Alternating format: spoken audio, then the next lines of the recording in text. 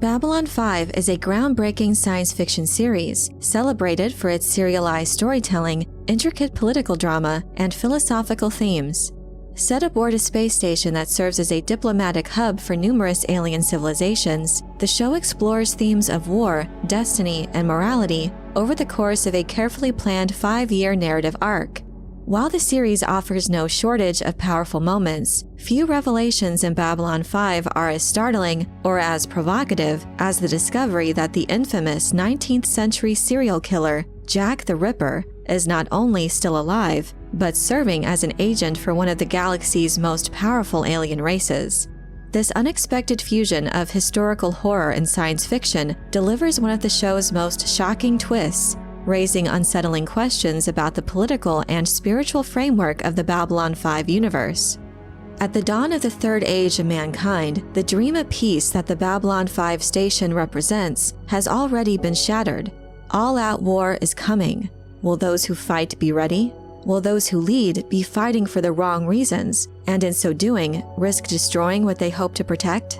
That is why Vorlon Ambassador Kosh summons an Inquisitor to test Minbari Ambassador Delenn and Captain Sheridan, to test their worthiness, to make sure the right people are in the right place at the right time.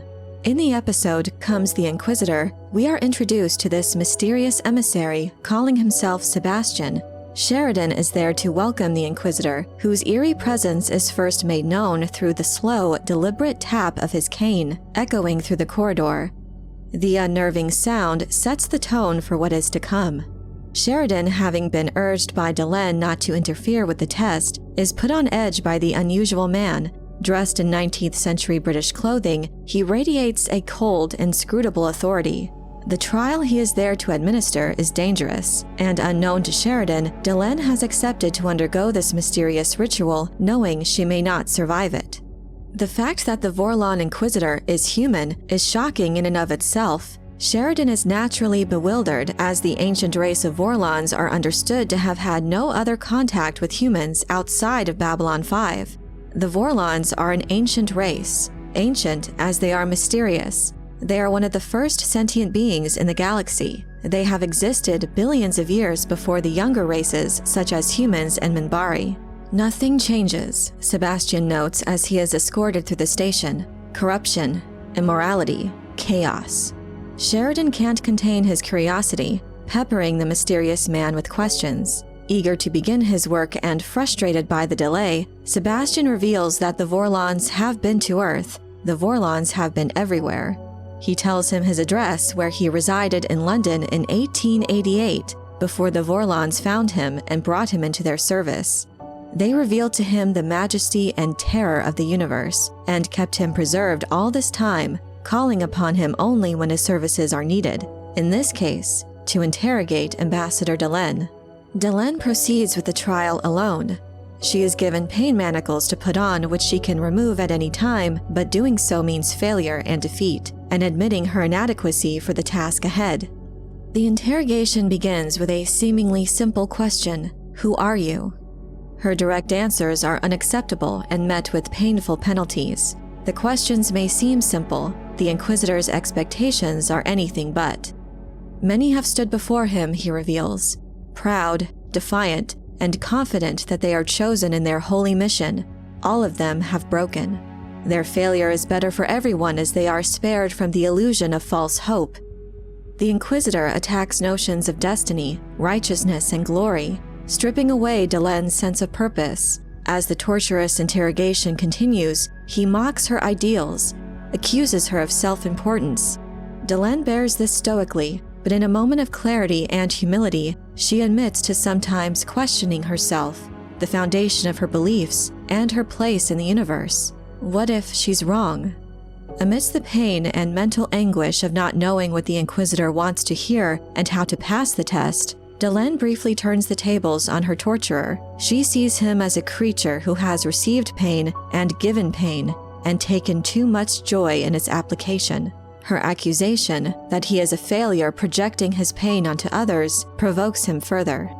As the torture escalates, Sheridan, upon learning of Delenn's suffering, rushes to the scene and demands the Inquisition stop.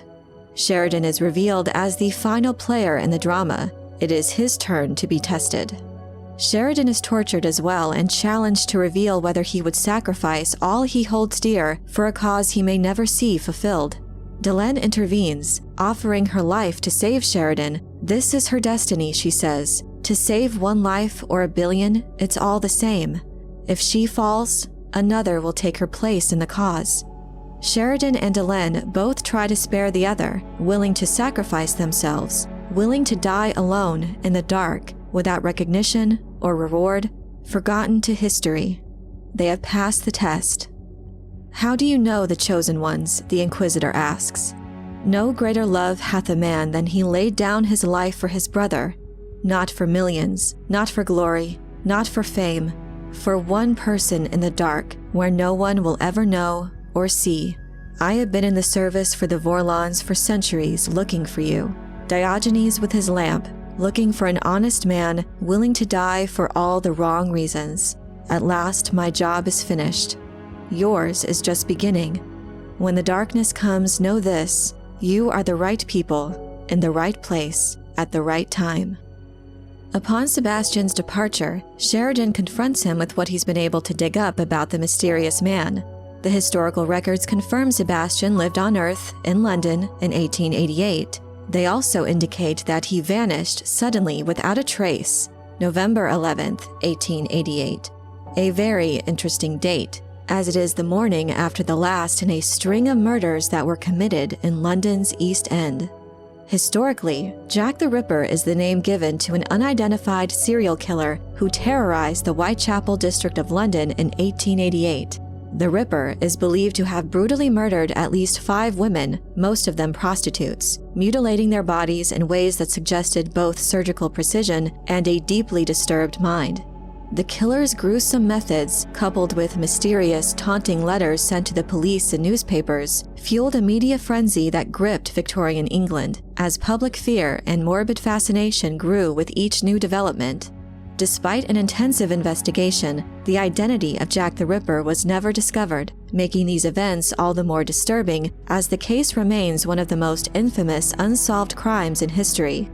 The shocking reveal of the incorporation of such a notorious and monstrous real-world figure into the narrative of Babylon 5 is both audacious and unsettling, adding a jarring dose of historical horror to the already charged atmosphere of the series. These real-world events are intricately woven into the story, adding a compelling layer of depth and complexity.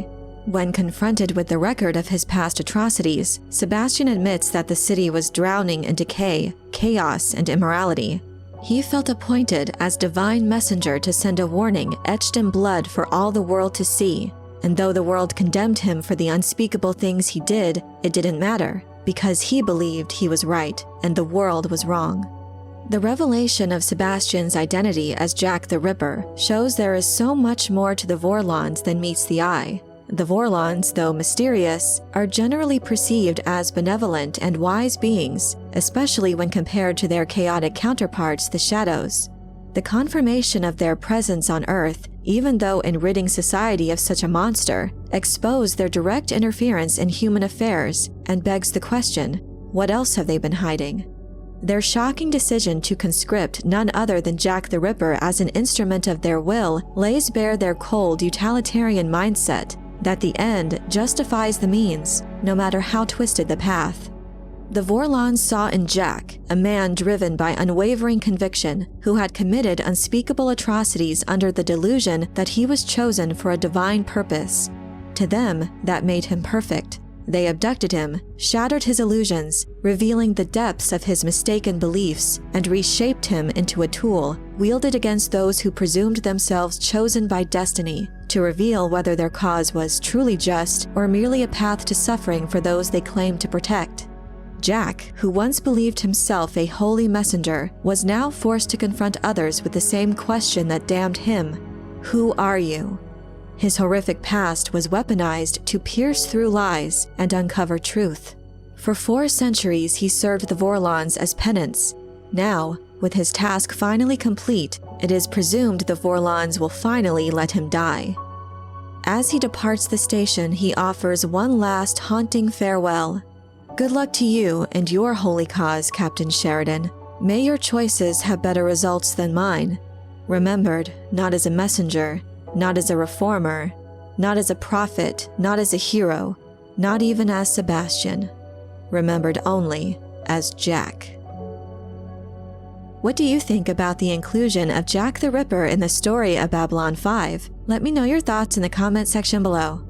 I hope you enjoyed this video. Leave a like if you did, and be sure to subscribe for more sci-fi and fantasy news, theories, and lore. And if you're looking for other ways to support my work, you can leave a super thanks or join as a YouTube member for early access to new videos and other perks. You can also check out my Patreon page for exclusive content. Thank you all so much for your support. And as always, have a very nerdy day.